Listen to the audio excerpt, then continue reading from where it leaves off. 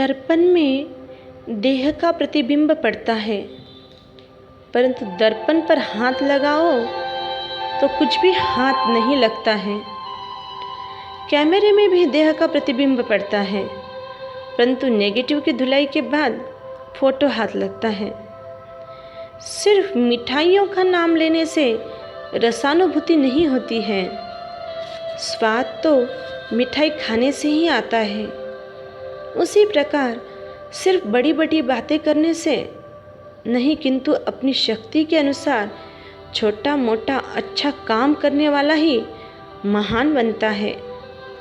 बात कम काम ज़्यादा, यह सूत्र जीवन में अपनाने जैसा है।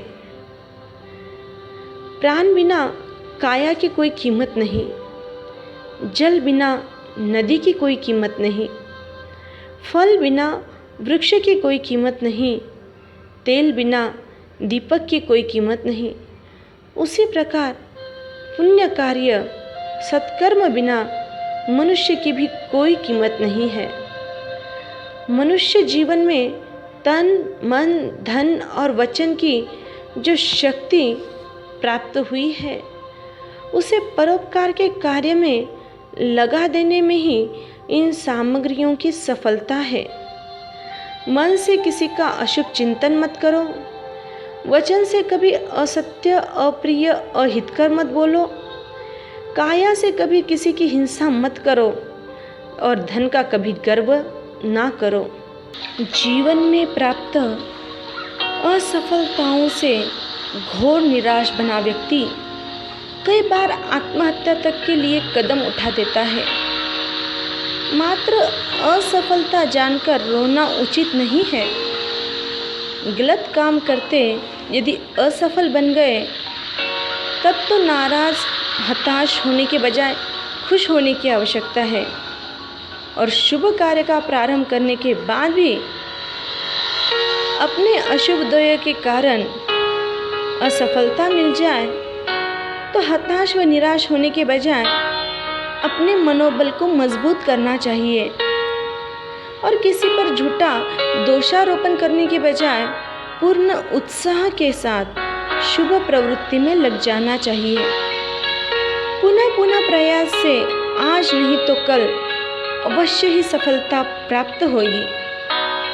सत्कर्म में मस्त रहने वाले व्यक्ति दूसरों के अभिप्राय की अपेक्षा नहीं रखते हैं।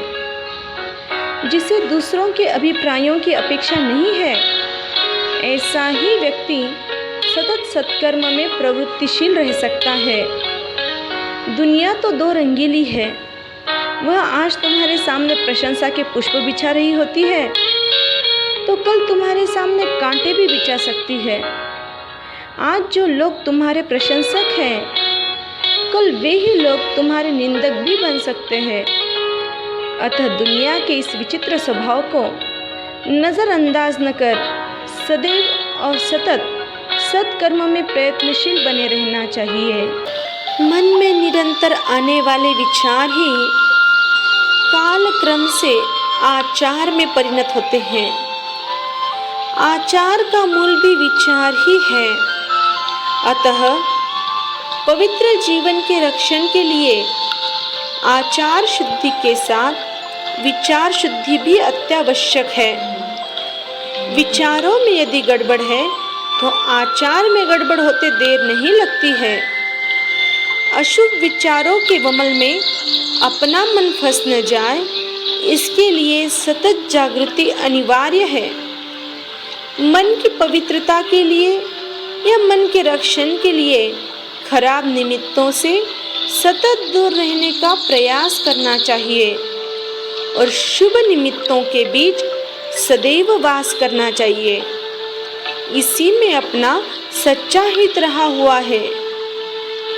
यह दुनिया तुम्हारे अच्छे कार्य की प्रशंसा कर ले तो भी उससे फूल मत जाओ और कदाचित निंदा भी कर दे तो घबराने की कोई जरूरत नहीं है।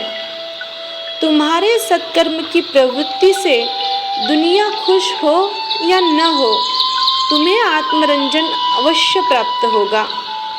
किसी भी प्रकार के फल की अपेक्षा रखे बिना जो व्यक्ति निष्काम भाव से सत्कर्म सत्प्रवृत्ति में लगा रहता है उसे आत्मसंतोष अवश्य मिलेगा।